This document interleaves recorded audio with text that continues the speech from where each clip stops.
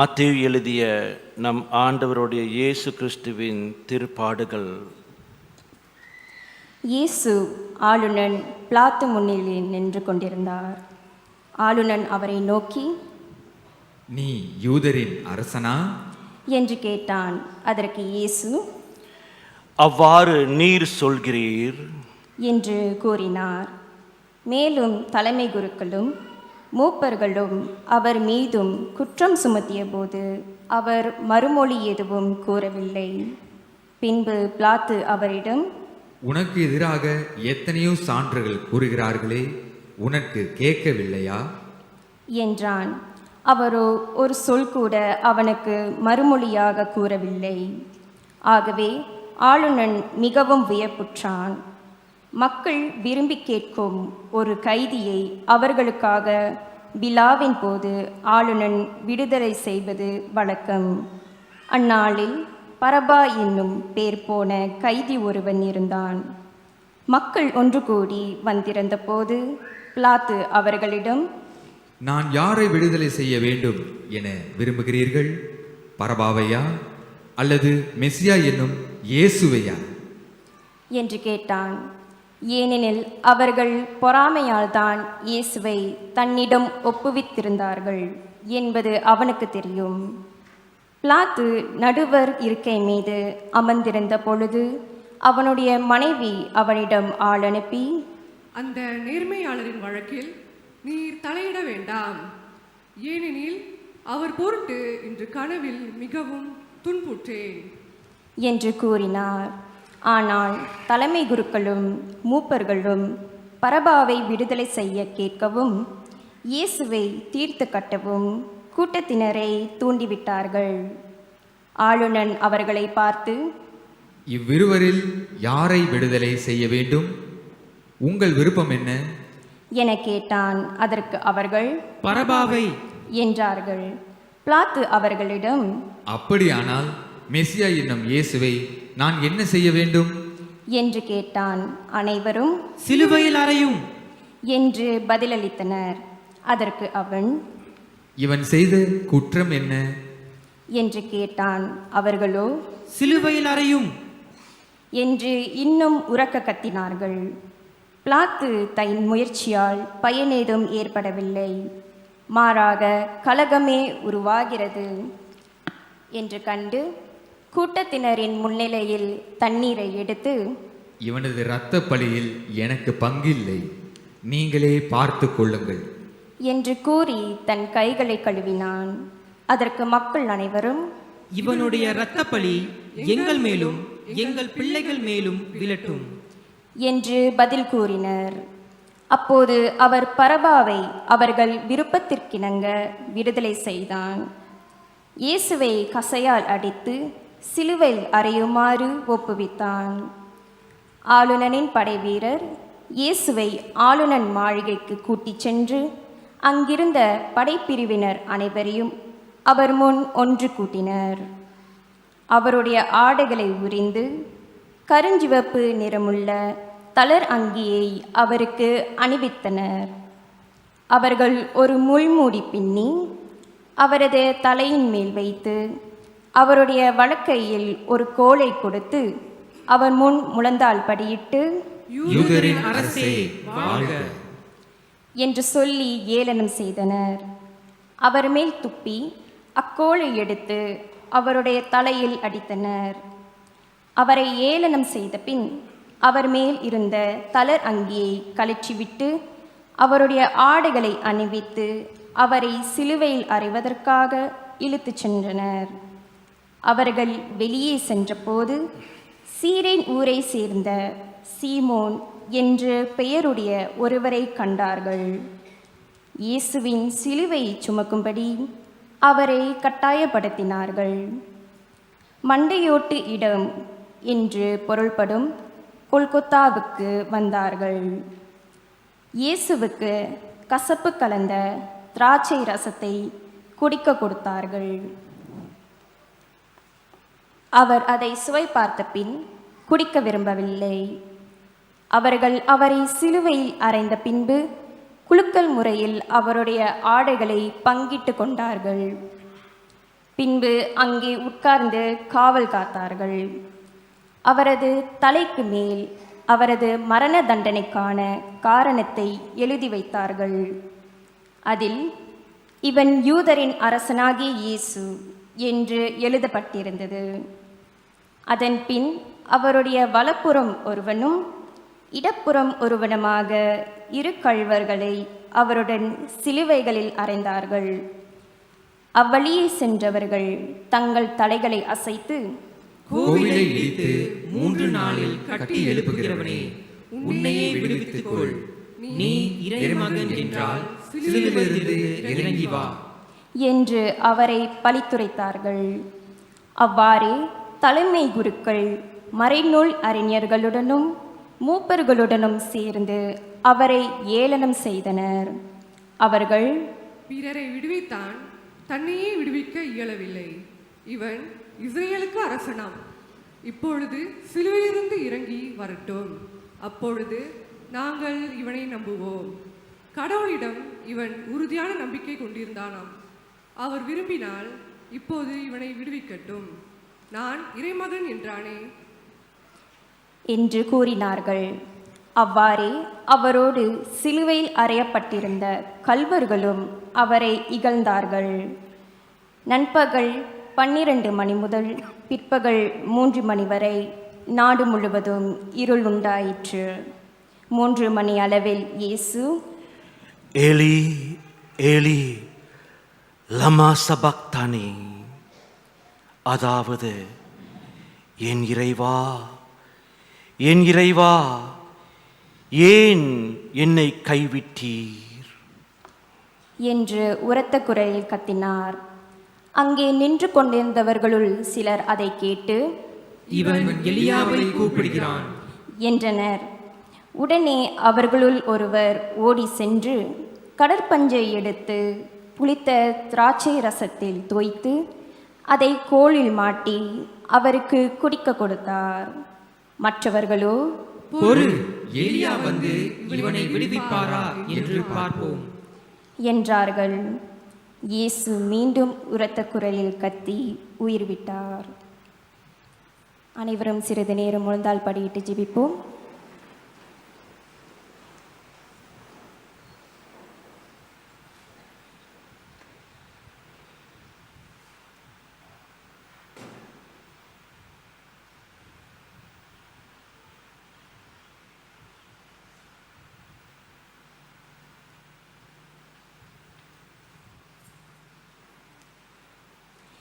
அதே நேரத்தில் திருக்கோவிலின் திரை மேலிருந்து கீழ் வரை 2ஆக கிழிந்தது.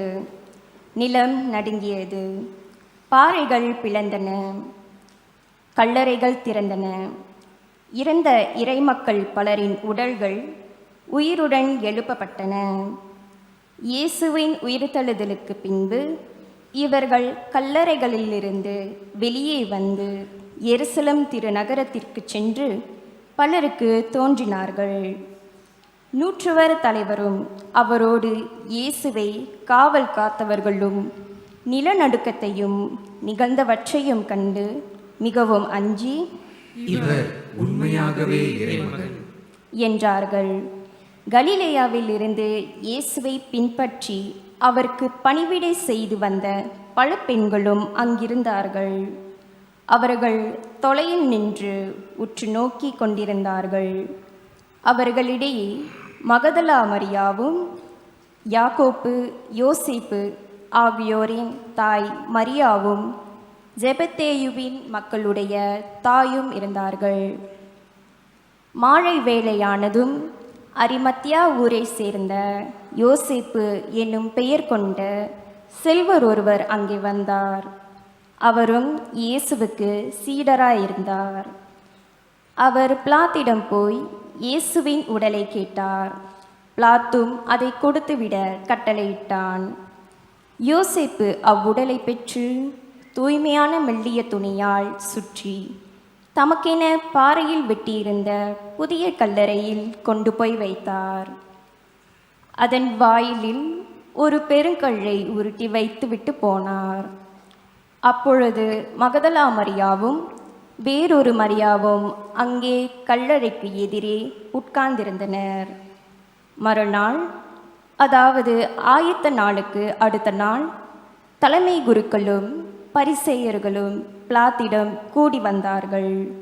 அவர்கள், ஐயா, அந்த எத்தன் உயிருடன் இருந்த பொழுது 3 நாளுக்கு பின்பு நான் உயிருடன் எழுப்பப்படுவேன் என்று சொன்னது எங்களுக்கு நினைவில் இருக்கிறது.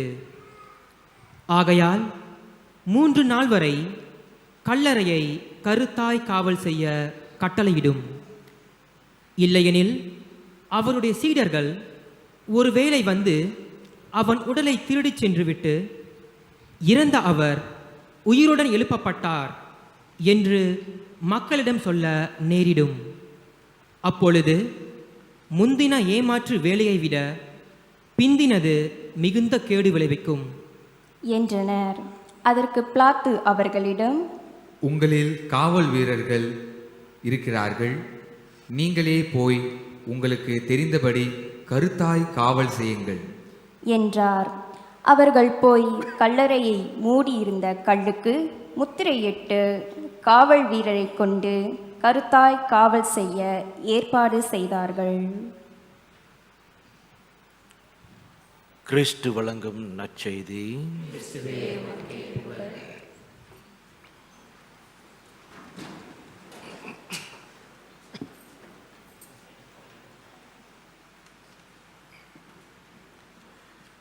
சற்று முன்பு பாவனையில் வரும்பொழுது நிறையா பேர் இப்படி பிடிச்சிக்கிட்டு இருந்தீங்க, ஒரு சிலர் இப்படி பிடிச்சிக்கிட்டு இருந்தீங்க, அரிதா ஒரு சிலர் தான் இப்படி செய்துக்கிட்டு இருந்தீங்க. இயேசுவை வரவேற்கிறது இப்படி இல்லை, இப்படி இல்லை, இப்படி. ஆண்டவரை வரவேற்கிறது இப்படி. மகிழ்ச்சியோட வரவேற்க வேண்டும் அல்லவா? அரசர் என்று சொல்லுகின்றோம், அவரை நம்மளுடைய பாவனையில், நம்மளுடைய செயல்முறைகளிலேயே அதை நம்ம காட்ட மாற்றோம். இப்படி யூ மஸ்ட் பி ஹாப்பி. ரொம்ப கவலையாக இருக்கிறீங்க சில பேர் அந்த நேரத்தில். ஏனென்றால் இயேசு ஜெருசலேம் உள்ள ஒரு கழுதை மேலே உட்காந்து வராருல, அதான் கவலை போலுக்கு. சந்தோஷமாக இருக்கணும். இன்றைய இந்த முழுமையான இந்த ஒரு திருப்பலியில் ஆரம்பித்தோம். அங்கேருந்து ஆங்கிலத்தில் சொல்லுவாங்க, இட்ஸ் a dramatic டே. அதாவது ஒரு வேட்புக்குரிய ஒரு செயல். அதில் கை தட்டுறது அதான் செய்தாங்க. அங்கே கை தட்டுனாங்க, ஓலையை வீசினாங்க. அது முக்கியமான காரியம் அல்ல. இது ஏன் நம்ம செய்கிறோம் என்றால், இவர் என்னுடைய அரசர், அவரை நான் வணங்குகின்றேன். அது மட்டுமல்ல, அவரை நான் பின் செல்ல வேண்டும், பின் செல்கின்றேன். முதலாவது வாசகம் சற்று முன்புல என்ன, அந்த வாசகத்தில் நீ பிரமாணிக்கமாக இருக்கணும், அர்ப்பணிக்கணும் உன்னையே. அந்த வாசகத்தில் இரண்டாவது வாசகம் பிலிப்பியர் 2ஆம் அதிகாரம் 1-11 வரைக்கும் அவருடைய கீழ்ப்படிதலும் அவருடைய தாழ்ச்சியும் எடுத்து காட்டினது. இதுதான் நம்மளுடைய அரசர். பிரமாணிக்கமாக இருக்கிறது, அர்ப்பணிக்கிறது தன்னையே. இரண்டாவது தாழ்ச்சியும் தன்னுடைய கீழ்ப்படிதலும். இதைத்தான் இயேசு அரசருடைய மகத்துவம், அவருடைய ஆட்டிடியூட் என்று சொல்லுவோம்ல, அதுதான் அவர். அப்போ அந்த இயேசுவை நீங்களும் நானும் பின் சென்றால், அதே போல பிரமாணிக்கமா அந்த சிலுவையை நானும் ஏற்றுக்கொள்ள வேண்டும், அவரை பின் செல்ல வேண்டும், தாழ்ச்சியுடன் கீழ்ப்படிதலுடன். இதுதான் இந்த மைய கருத்து என்றுடைய இந்த குருத்து ஞாயிறுடைய திருவிழாவை கொண்டாடும் பொழுது. அந்த வழிபாட்டில் ஆரம்பிச்சது மகிழ்ச்சியோடு ஆரம்பித்தோம். ஆனால் இறுதியில் व्यसனம், கவலை. Started with joy but ended in tragedy. அப்போ இயேசு அந்த முழுவதும் அந்த அந்த அந்த நேரத்தில் முழுமையாக அவருடைய வார்த்தைகள் ஒரு சிலர் தான் நிறைய பேசல. இயேசு ரொம்ப அமைதியாக பொறுமையாக இருந்தார். ஏனென்றால் தந்தைக்கு பிரமாணிக்கமாக இருந்தார், கீழ்ப்படிந்தார். பந்து விளையாட்டு நிறைய பேர் பார்க்குறீங்களா? இளைஞர்களாக நிறைய பேர். எனக்கு பந்து விளையாட்டு ரொம்ப ஆசை. அந்த பந்து விளையாட்டில் எனக்கு உகந்த அந்த டீம் விளையாடும் போது என் டீம் கோல் போட்டுட்டா நான் என்ன செய்வோம்? வா, ஹாப்பி, வெரி ஹாப்பி. என் டீம் கோல் போட்டா ஹாப்பி தானே? ஆமாம் தானே? இல்லையா? ஆமாம்.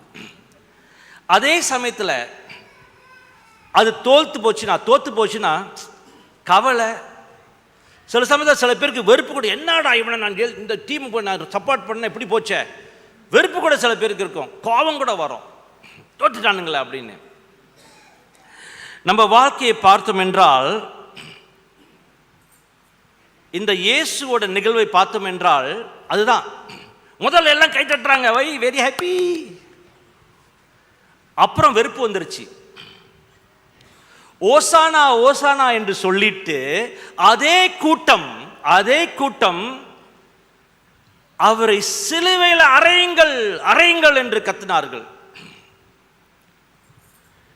இயேசு எப்போ குணமாக்கும் பொழுது, ஆசீர்வாதம் செய்யும் பொழுது, கொடுக்கும் பொழுது, அவர்களை அரவணைக்கும் பொழுது, போதிக்கும் பொழுது கை தட்டினாங்க. ஐயோ இயேசு நல்லவர். எப்போ அவர் சவாலிட்டாரோ, உண்மையை சொன்னாரோ, அவனை சிறையில் அடையுங்கள் என்று சொன்னார். நமக்கு ஆண்டவர் சவாலிட்டார்னா அவர் கெட்டவர் ஆயிடுவார். ஆண்டவர் நம்மளுக்கு நல்லது சொன்னார்னா, அன்பு காட்டினார்னா அவர் நல்லவர். ஒருத்தர் அப்படித்தான் கோயிலுக்கு ஒவ்வொரு வாரமும் வந்துடுவார். கோயிலுக்கு வந்து எல்லா விரதமும் எல்லாம் செய்வார். கோயிலில் ரொம்ப அமைதி, ரொம்ப பொறுமை, ரொம்ப சாந்தம், ரொம்ப பிரமாணிக்கம், முழுமையாக ஜெபிப்பார். ஆனால் வீட்டில் அதுக்கு மாறாக வாழ்கின்றார். வேலை இடத்துல தில்லுமுள்ளு, வெளியில் அக்கறை இல்லை யாரை பற்றியும், ரெட்ட வேடக்காரர். ஒருவேளை நாமும் அப்படியே இருக்கலாம். ஓசானா ஓசானா அல்லேலூயா என்று சொல்லிட்டு இந்த வாயில அவரை சிறையில் அடைங்கள் என்று நம்ம வாழ்க்கையில் சொல்லி கொண்டிருக்கின்றோம். குருவானவர் நமக்கு நல்லது சொன்னார்னா, ஆசீர்வாதம் கொடுத்தாருன்னா, பிள்ளைங்களுக்கு ஞானஸ்தானம் கொடுத்தாருன்னா, சாவு பூசையில் நல்லா சிறப்பாக செஞ்சாருன்னா, ஃபாதர் நல்லவர்.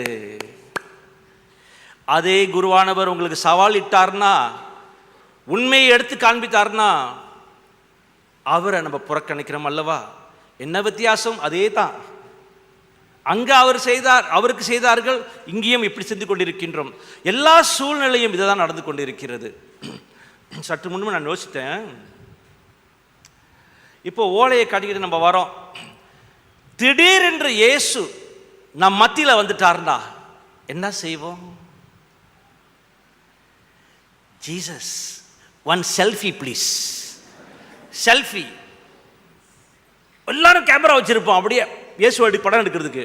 அவர் செலிபிரிட்டி, இன்னும் செலிபிரிட்டி. இயேசு வரார், யோசிச்சு பண்ண எல்லா கேமரா அப்படி நிற்கலாம் அப்படி. அப்புறம் Jesus one please, Jesus one please. பாப்பாண்டவரை பார்த்தா அப்படி தானே நிறைய பேர் செய்வாங்க. அப்போ அந்த அளவில் நம்ம வந்து இயேசுவை பின்தொடரோமா? இப்போ பிள்ளைங்களை கேட்டு சில பிள்ளைங்களை சொல்லுவாங்க, நான் வந்து இயேசுவை ஃபாலோ பண்ணுறேன், ஐ ஃபாலோ ஜீசஸ். எப்படி ஃபாலோ பண்ணுறேன்?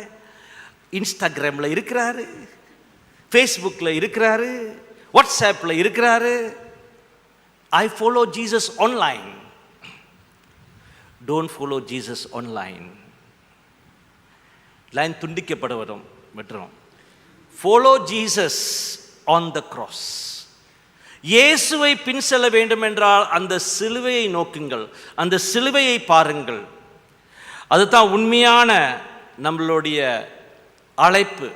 அவரை தூக்குறதுக்காக, சிலுவையை தூக்குறதுக்காக. அதுதான் நம்மளுடைய அணுகுமுறையாக இருக்கணும். நம்மளுடைய ஜெபமெல்லாம் கேட்கப்பட்டால் இறைவன் எனக்கு சாதகமாக இருக்கிறாரு, ஓசானா அல்லேலூயா. எப்போ ஆண்டவர் இறைவன் மௌனமாக இருக்கிறாரோ, என்னால இவர் கண்ணு இல்லையா, யூஸ்லெஸ். அப்படி நம்ம சொல்லும் பொழுது, செய்யும் பொழுது நம்ம என்ன சொல்றோம் என்றால், அவரை சிலுவையில் அறையுங்கள், சிலுவையில் அறையுங்கள் என்று தான் சொல்லிக் கொண்டிருக்கின்றோம். அதாவது நம் வாழ்க்கையில் எப்படி நம்ம இருக்க போகின்றோம்? அன்பார்ந்தவர்களே, இந்த திருவிழாவை, இந்த குருத்து ஞாயிறை கொண்டாட்டம் மட்டும் பத்தாது. நான் பிரமாணிக்கமாக உண்மையாக இயேசுவை பின் செல்ல வேண்டும். அதுக்கு என்ன அணுகுமுறைகளை நான் கடைப்பிடிக்கின்றேன்? இரட்ட வேஷம் வேணாம். ஒரு முறை ஓசானா அல்லேலூயா கூடுறாங்க, அதே கூட்டம் மறுநேரம் அவரை சிலுவையில் அறையுங்கள் என்று சொல்றாங்க. இந்த பையன் பந்து விளையாட்டுக்கு கை தட்டுறான், அந்த குழுவுக்கு, அதே குழுவை புறக்கணிக்கிறான் அடுத்த நிமிடம். ஏனென்றால் அவனுக்கு சாதகமாக இல்லை. அன்பார்ந்தவர்களே, இறைவனை உண்மையாகவே நான் அந்த சிலுவையை பின் செல்ல வேண்டும் என்றால் நிறைய விஷயங்கள், நிறைய காரியங்கள் எனக்கு சாதகமாக இருக்காது. ஏனென்றால் ஆண்டவர் சொன்னது கிரீடத்தை கொடுக்கவில்லை. I did not give you a crown. நான் சிலுவையை கொடுத்திருக்கின்றேன். I gave you the cross. நான் சிலுவையை கொடுக்கின்றேன்.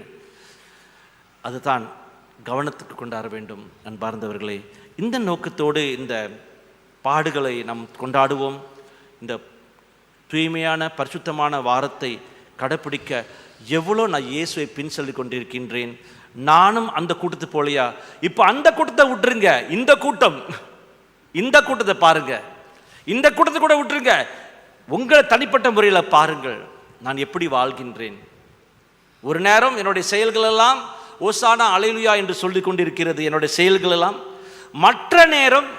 மறுநேரம் அதே நபர் அவரை சிலுவையில் அறையுங்கள் என்று சொல்லிக் கொண்டிருக்கின்றோம். எப்படி அப்படி சொல்கிறோம்? நம்மளுடைய பாவ வாழ்க்கையினால். அதனால் அன்பார்ந்தவர்களே, இந்த உணர்வுக்கு வருவோம். இந்த திருவிழாவை, இந்த வாரத்தை இந்த வாரம் முழுவதும் அது ஒரு இந்த நற்செய்தி மட்டுமல்ல, இந்த திருப்பலி எனக்கு ஒரு வாழ்க்கை கண்ணாடியாக இருக்க வேண்டும். நானும் அப்படி இருக்கிறேனா? ஓசானா சொல்லிட்டு அவரை சிலுவையில் அறையிறேனா? ஏமாந்து வாழ்ந்து கொண்டிருக்கிறேனா? ஏமாற்றி கொண்டிருக்கின்றேனா என்று இந்த திருப்பலியில் நாம் கேட்டு இந்த வாரத்தை ஆரம்பிப்போம். ஆண்டவர் உங்களோடு தொடர்ந்து இருக்க வேண்டும் என்று நான் மன்றாடுகின்றேன். ஆமென்.